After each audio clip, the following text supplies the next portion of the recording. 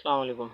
चलें शुरू करते हैं सवाल। हमारे पास जो अभी टास्क है डेप्रिसिएशन टॉपिक जो हमारा चल रहा है, उसमें हमें दरअसल मशीन जो हमारे पास होती है ना, जिस पर हम डेप्रिसिएशन चार्ज करते हैं, उस मशीन की टोटल कॉस्ट हमें कैलकुलेट करनी होती है। आपने देखा होगा मोस्ट ऑफ़ द क्वेश्चन जो हमने किए हैं स्ट्रेट लाइन मेथड या जो भी मेथड से हमने सॉल्व किया है, वहाँ क्वेश्चन में ये चीज़ लिखी होती है, टोटल कॉस्ट करके सवाल में लिखा होता है कि मशीन टोटल कॉस्ट है इतने लाख रुपए। अब होता है कि चंद सवालात में टोटल कॉस्ट वो आपसे फाइंड आउट करने को कहते हैं, यानी कि हमें टोटल कॉस्ट खुद निकालनी होती है, देन जाके हम डेप्रिसिएशन निकालते हैं। तो यहाँ पर आगे थोड़ा सा टेक्निकल हो जाता है। अब अगर आप सोचें कि टोटल कॉस्ट ही निकालना नहीं आती तो फर्दर क्वेश्चंस कैसे सॉल्व होंगे। तो टोटल कॉस्ट का ये पूरा ना हमारे सामने एक छोटा सा फॉर्मेट लिखा है। ये फॉर्मेट मुकम्मल फॉर्मेट है, यानी कि टोटल कॉस्ट निकालने के लिए मुकम्मल ये चीज़ें चाहिए, इसके अलावा और कोई नई चीज़ इसमें नहीं आती है।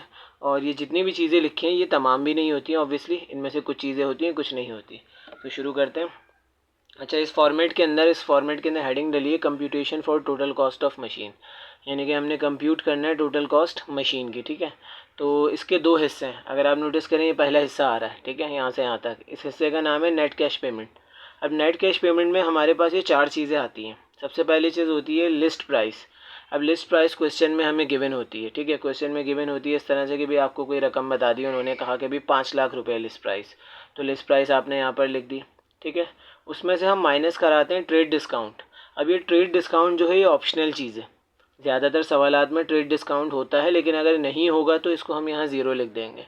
अब ये ट्रेड डिस्काउंट बड़ा सीधा सा होता है, सवाल में लिखा हुआ होता है कि ट्रेड डिस्काउंट आ रहा है मान लें कि 10,000 रुपये, तो आपने लिस्ट प्राइस में से वो ट्रेड डिस्काउंट को क्या करा, माइनस करा दिया। अब माइनस कराने के बाद जो रकम आई वो आपकी क्या कहलाई, इनवॉइस प्राइस या फिर बिल प्राइस। ये उसके दो नाम हैं, दोनों में से आपकी जो मर्ज़ी हो वो आप लिख दीजिए, दोनों का मतलब एक ही है। तो लिस्ट प्राइस में से ट्रेड डिस्काउंट माइनस कराया, बिल प्राइस आ गई। ठीक है, फिर एक दूसरे किस्म का डिस्काउंट होता है, उसका नाम है कैश डिस्काउंट। अब ये कैश डिस्काउंट भी ऑप्शनल हो सकता है और हो सकता है कि सवाल में गिवन ना हो। मान लेते हैं कि अगर ये क्वेश्चन में गिवन है तो आपने इसको क्या करना है, माइनस कराना है। जिस तरह ऊपर वाला डिस्काउंट माइनस हुआ ये भी माइनस ही होगा, तो आपने इसको भी माइनस कराया। अब ये दोनों डिस्काउंट्स के बाद जो आपके पास जो रकम बची माइनस कराने के बाद, उसको हमने क्या नाम दिया है, नेट कैश पेमेंट। तो नेट कैश पेमेंट हमारे पास ये चार चीज़ों से मिलकर बनी होती है, जिसमें से दरअसल लिस्ट प्राइस में से हमने दो डिस्काउंट्स को माइनस कराया और कुछ तीसरा काम इसमें नहीं हुआ है। ठीक है, यहाँ तक हम आ गए, नेट कैश पेमेंट आ गई। अब आता है second part, most important part.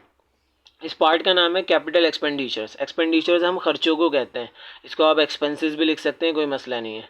अच्छा, ये जो कैपिटल एक्सपेंडिचर्स हैं इनको हमने ऐड कराना है। ऐड किस में कराना है, नेट कैश पेमेंट के अंदर हमें इसको शामिल कराना है। ठीक है, तो कैपिटल एक्सपेंडिचर्स कितने तरह के हो सकते हैं वो मैंने सारे लिख दिए हैं। ठीक है, ऑब्वियसली क्वेश्चन में सारे नहीं आएंगे, दो तीन ही आते हैं, लेकिन क्या क्या पॉसिबल हो सकते हैं वो हमने यहाँ पर लिस्ट डाउन कर लिए हैं।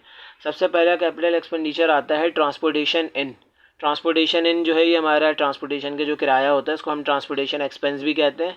इसी का एक और नाम होता है कैरेज इन, गाड़ी का किराया। ठीक है, तो अगर गाड़ी का किराया है तो उसको हम यहाँ लिखेंगे। हमारा एक और ख़र्चा हो सकता है, उसका नाम है फ्रेट चार्जेस।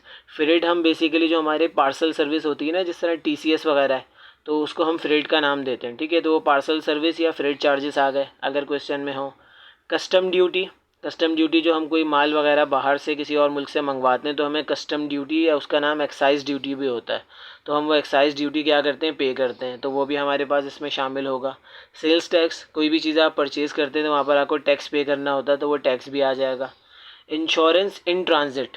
अब इंश्योरेंस इन ट्रांजिट इसको याद रखना, ये सबसे ज़्यादा आता है सवाल में। इसका मतलब होता है रास्ते का इंश्योरेंस।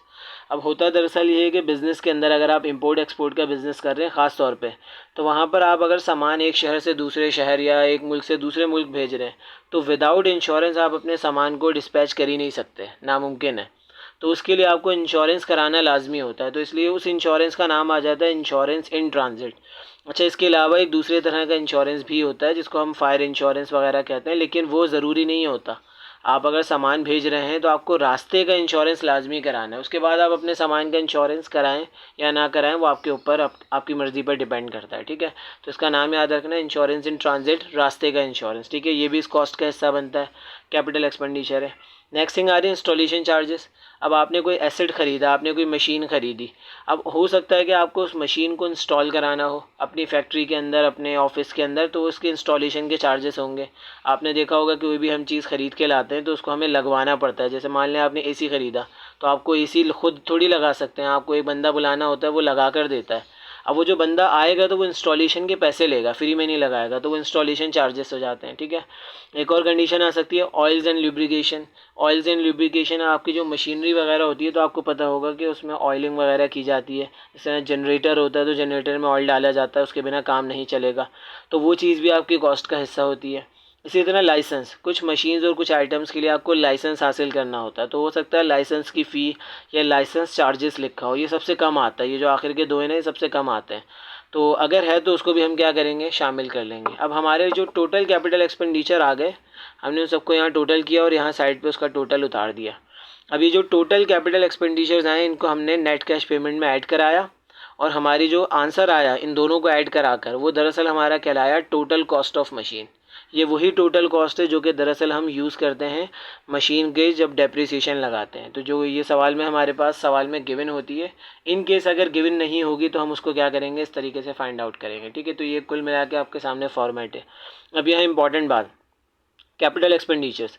कैपिटल एक्सपेंडिचर्स की कुछ खसूसियात होती हैं, 3 खसूसियात हैं। ठीक है, मैं मुख्तसरन बता रहा हूँ। कोई भी खर्चा अगर इन 3 क्वालिटीज़ पे पूरा उतरेगा तो उसको हम क्या नाम देंगे, कैपिटल एक्सपेंडिचर। क्वालिटी नंबर 1 होती है कैपिटल एक्सपेंडिचर की कि वो खर्चा इस्तेमाल से पहले होता है। आप इन सारे खर्चों को देखें, ट्रांसपोर्टेशन, फ्रेट वगैरह, ये सारे खर्चे आप इस मशीन को इस्तेमाल करने से पहले करेंगी, और उससे पहले पहले ही होते हैं। ठीक है। दूसरी कंडीशन है कि ये हमेशा एक दफ़ा होते हैं, यानी कि आपने ट्रांसपोर्टेशन करा ली, अब दोबारा थोड़ी करानी है, तो एक ही दफ़ा होते हैं, यानी कि एसेट की लाइफ में एक ही दफ़ा होते हैं। तीसरी कंडीशन होती है लाजमी होते हैं, यानी कि आप उसको अवॉइड नहीं कर सकते। तो ये जितने भी एक्सपेंसेस हैं आप इनको अवॉइड नहीं कर सकते, ये अनअवॉइडेबल एक्सपेंसेस कहलाते हैं। तो ये 3 कंडीशंस अगर कोई भी खर्चा पूरा करे तो उन सारे खर्चों को हम क्या नाम देते हैं, कैपिटल एक्सपेंडिचर। अब इसको हम देख लेते हैं। देखें, ट्रांसपोर्टेशन इन, आपने कोई मशीन ख़रीदी ऑफिस के लिए ना, अब वो मशीन थी सदर में। अब वो मशीन को आपके ऑफिस तक, आपकी फैक्ट्री तक, घर तक पहुंचाने के लिए आपको गाड़ी करनी होगी ना, कोई ट्रक बुक कराएंगे आप, कोई सुजुकी होगी, तो उसके चार्जेस आपने लाजमी देने। अब इसको आप वो 3 कंडीशन पे देखें, ट्रांसपोर्टेशन जो एक्सपेंस है वो आपको लाजमी कराना है, अनअवॉइडेबल है, तो इसका मतलब पहली कंडीशन तो पूरी कर रहा है। दूसरी कंडीशन क्या होती है, इस्तेमाल से पहले। तो ऑब्वियस सी बात है कि आप ट्रांसपोर्टेशन कराएंगे तो वो इस्तेमाल से पहले ही होगा ना, गाड़ी का किराया आप मशीन को जब लेकर आएंगे उससे पहले की कंडीशन है। तीसरी कंडीशन क्या होता है कि एक ही दफ़ा होता है। तो आप देखें, ट्रांसपोर्टेशन आपको एक ही दफ़ा कराना है, हर रोज़ थोड़ी कराना है। बस आपके पास फैक्ट्री में मशीन डिलीवर हो गई, अब वो मशीन आपकी, आप उसको इस्तेमाल करें, ख़त्म स्टोरी उसकी। इसी तरह फ्रेट चार्जेस है, आपने अगर कोई चीज़ पार्सल के ज़रिए मंगवाई है तो वो भी एक ही दफ़ा मंगवाते हैं, लाजमी मंगवाते हैं, और आप उसको बार बार नहीं करते, यानी कि वो इस्तेमाल से पहले ही होता है और बस एक ही दफ़ा चार्जेस होते हैं। कस्टम ड्यूटी, जो हम हुकूमत को, गवर्नमेंट को टैक्सेस पे करते हैं माल इंपोर्ट कराने पर, तो कस्टम ड्यूटी भी आपको एक ही दफ़ा देनी होती है, और अगेन लाजमी देनी होती है, आप इसको नज़रअंदाज नहीं कर सकते।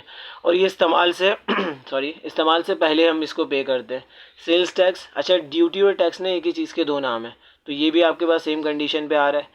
Insurance in transit, most important, insurance in transit को भी आप अवॉइड नहीं कर सकते। मैंने कहा आपको कि नामुमकिन है, आप इंपोर्ट एक्सपोर्ट के अंदर अगर कोई सामान भेजते हैं तो विदाउट इंश्योरेंस आप नहीं भेज सकते, इसका मतलब लाजमी है, इस्तेमाल से पहले होता है ऑब्वियसली, और आप उसको एक ही दफ़ा करते हैं, यानी कि बार बार नहीं किया जाता है। ठीक है। तो ये आपके पास आ रहा है। इंस्टॉलेशन हमने बात की, आपने एसी मंगवाया, मशीन मंगवाई, एक दफ़ा लग गई, बार बार थोड़ी लगाना है, तो वो भी सेम कंडीशन पे आ रहा है। ऑयलिंग भी इसी तरह से, लाइसेंस भी आप एक ही दफ़ा ख़रीदते हैं।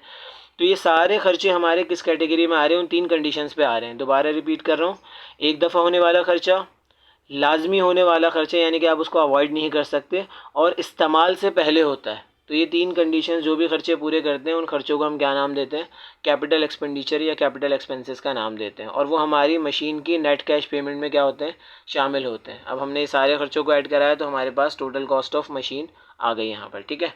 अब ज़रा एक क्वेश्चन की तरफ चलते हैं। हमारे जो हैंड आउट है, मैं आपको इसकी पिक्चर भी शेयर कर दूँगा दोनों चीज़ों की। ये मैंने क्वेश्चन सॉल्व करके रखा हुआ है। ये दरअसल क्वेश्चन नंबर 1 है, जो हमारी PDF फाइल है उसमें सबसे पहला सवाल ही इसी चीज़ का आया हुआ है। ठीक है। तो ये क्वेश्चन नंबर 1 है। जब आप सॉल्व करें तो उसकी पिक्चर सामने है, मतलब आप उसको अपने पास रख लीजिएगा किसी दूसरे मोबाइल पे ओपन करके, ताकि आपको वाज़ेह रहे। अच्छा, उस क्वेश्चन नंबर 1 को अगर हम देखते हैं, उसमें सबसे पहली चीज़ लिखी हुआ वहाँ लिखा हुआ है कि भाई ABC कंपनी है, उन्होंने जनवरी 1 2010 को एक मशीन परचेज़ करी है। उस मशीन के साथ उन्होंने देन आगे लिखा हुआ है the machine has list price of ₹5 lakh.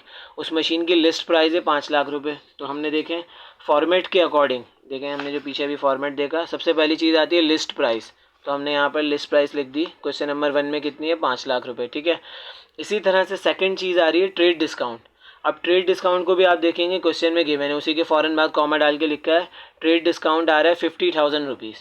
तो हमने ट्रेड डिस्काउंट को क्या कराया? लिस्ट प्राइस में से माइनस करा दिया। तो 5 लाख में से हमने 50,000 निकाला, तो आंसर आ गया हमारे पास 4.5 लाख रुपए, ठीक है। तो 4.5 लाख रुपए को मैंने यहाँ क्या नाम दे दिया? List price. इसका दूसरा नाम बिल प्राइस भी था। अब आप इसको ना लिस्ट प्राइस ही लिख कीजिएगा ताकि कन्फ्यूजन ना हो, ठीक है। तो हमने ट्रेड डिस्काउंट माइनस करा, लिस्ट प्राइस आ गई। नेक्स्ट थिंग आ रहा है कैश डिस्काउंट। अब ये कैश डिस्काउंट जो है ना थोड़ा सा ट्रिकी होता है। इसके अंदर आप क्वेश्चन को गौर से पढ़ें तो वहाँ लिखा हुआ है 5/10, फिर लिखा हुआ है n/30। अब 5/10 का मतलब है कि वो कह रहे हैं कि हमने 1 जनवरी को मशीन ख़रीदी है, अगर आप 10 दिन के अंदर पेमेंट कर दें, जो अपॉन में 10 लिखा है तो 10 दिन उसका मतलब है, 10 दिन में अगर आप पेमेंट कर देते हैं तो 5% आपको डिस्काउंट मिलेगा। वो जो आपका 5/10 लिखा है उसमें 5 का मतलब 5% है। वो कभी भी आपको परसेंटेज लिख कर नहीं देते, इसी तरह 5/10 2/10 देते हैं। तो आप क्वेश्चन में गौर से देखें, वहाँ लिखा हुआ है 5/10, n/30। अब n/30 का मतलब है वो ये कहना चाह रहे हैं कि अगर आपने जनवरी की पहली तारीख को ख़रीदी है, अगर आप 10 दिन में पेमेंट करते हैं तो 5% डिस्काउंट मिलेगा। लेकिन अगर आप पेमेंट जो है वो 10 दिन के बाद करते हैं तो आपको एन डिस्काउंट मिलेगा। एन का मतलब होता है नो डिस्काउंट, कोई डिस्काउंट नहीं मिलेगा। तो अगर आप उसमें देखेंगे पेमेंट का, उसमें वाजे वाजे लिख देते हैं। आपके क्वेश्चन में सीधा लिखा हुआ है company made payment with in discount period, कि कंपनी ने पेमेंट कर दी है डिस्काउंट पीरियड के अंदर। तो पेमेंट कर दी है तो इसलिए हमें डिस्काउंट मिल रहा है। अगर वहाँ लिखा होता कि कंपनी ने पेमेंट नहीं की, company doesn't make payment with in discount period, तो उस केस के अंदर आप इस डिस्काउंट को 0 लिख देते हैं, ठीक है। तो हमारे केस में तो हमें डिस्काउंट मिल रहा है, तो इसलिए हमने ये 5% निकाला। अब ये 5% कैसे निकला? ये 5% हमने 4.5 लाख रुपए के ऊपर 5% लगाया है, ठीक है। ये मैं लिख के बता रहा हूँ यहाँ पर। आपकी जो लिस्ट प्राइस थी उसके अंदर से आपने माइनस कराया, तो ये लिस्ट प्राइस के अंदर आपने लिखा 4.5 लाख रुपये। सॉरी, मैंने इसको लिस्ट प्राइस लिख दिया, ये बिल प्राइस है, सॉरी, इसके लिए बिल प्राइस है, ठीक है। इसका नाम लिस्ट प्राइस मैंने गलती से लिख दिया, बिल प्राइस था, सॉरी। अच्छा, 4.5 लाख रुपए हमारी बिल प्राइस थी, ठीक है। इसके ऊपर हमने लगा दिया कितने परसेंट? 5% डिस्काउंट। कैश डिस्काउंट कितना है? क्वेश्चन में लिखा है 5%, तो हमने 5% लगा दिया, ठीक है। तो जब हमने इसके ऊपर 5% चार्ज किया तो हमारा आंसर आया 22,500 रुपये। ये आपको कैलकुलेटर से मिल जाएगा। तो हमने 22,500 रुपये कैश डिस्काउंट के नाम से देखें यहाँ लिख दिया। अब इसको 4.5 लाख में से 22,500 माइनस कराया तो हमारा आंसर बचा 427,500। ये 5 लिखा, थोड़ा सा ना गलत लिख दिया था मैंने। तो ये हो गया 4,27,500 रुपये, ठीक है। ये हमारी रकम आ गई नेट कैश पेमेंट। अब आप क्वेश्चन में मज़ीद फर्दर देखें तो वहाँ लिखा है कि कैपिटल एक्सपेंडिचर्स लिखे हुए हैं। तो उसमें जो कैपिटल एक्सपेंडिचर्स है ना वो सर ने हाईलाइट कर दिए हैं ताकि हमें पहचान हो जाए। पहला सवाल है तो प्रैक्टिस के लिए उन्होंने किया है। तो आप देखेंगे उसमें ट्रांसपोर्टेशन एक्सपेंस लिखा है 60,000 रुपये। तो देखें ट्रांसपोर्टेशन एक्सपेंस अभी हमने पीछे जिक्र किया तो वो हमने यहाँ लिख दिया, हमारा कैपिटल एक्सपेंडिचर होता है। फिर लिखा है इंश्योरेंस इन ट्रांजिट 30,000 रुपये, तो हमने इंश्योरेंस इन ट्रांजिट भी पढ़ा, आ गया। फिर लिखा है सेल्स टैक्स, ये भी हमने अभी पीछे देखा था, सेल्स टैक्स आ गया 32,500। अब उस सवाल में हम देख रहे हैं बाकी एक्सपेंसेस भी लिखे हैं, रिपेयर एक्सपेंस है या फायर इंश्योरेंस है, बाकी एक्सपेंसेस को हमने इग्नोर करना है, ठीक है। तो वो एक्सपेंसेस आपने इग्नोर करे, जो एक्सपेंसेस हमारे पास चाहिए थे उनको हमने लिखा। एंड में हम देखें सबका टोटल किया 60,000 प्लस 30,000 प्लस 32,500। जब आपने इन तीनों को प्लस करा तो आंसर कितना आया? 1,22,500, 122,500 रुपीज़ आ गया, ठीक है। ये हमारे बने टोटल खर्चे। अब इन टोटल खर्चों को मैंने नेट कैश पेमेंट के अंदर ऐड करा दिया। नेट कैश पेमेंट ऊपर थी 4,27,500 और हमारे कैपिटल एक्सपेंडिचर आए 1,22,500। जब हमने दोनों को ऐड कराया तो हमारा फाइनल आंसर आया 5.5 लाख, 5,50,000 रुपये, ठीक है। अब ये 5,50,000 रुपये दरअसल हमारी क्या है? टोटल कॉस्ट ऑफ मशीन है। जो हमने मशीन परचेज़ की वो हमें कुल मिलाकर 5.5 लाख रुपये की बनी। तो अब ये जो टोटल कॉस्ट होती है फिर हम इसको फर्दर यूज़ करते हैं डेप्रिसिएशन की काउंटिंग के लिए, वो आप ऑलरेडी जानती हैं, ठीक है। तो ये क्वेश्चन नंबर 1 था जो मैंने इसमें सॉल्व किया। अब टास्क ये होगा कि क्वेश्चन नंबर 2 आप उसको एज इट इज़ सॉल्व करेंगे। ठीक है, मैं आपको ये डेटा शेयर कर देता हूँ और ये डेटा के अंदर आपकी जो भी चीज़ें हैं वो पिक्चर्स की शक्ल में भी होंगी, तो आप उसको आसानी से देख सकती हैं। और ये है कि हैंड फ्री लगा के इसको देखिएगा तो अंडरस्टैंड होंगी चीज़ें। ठीक है, चलें वीडियो को यहीं पर रोकते हैं। शुक्रिया।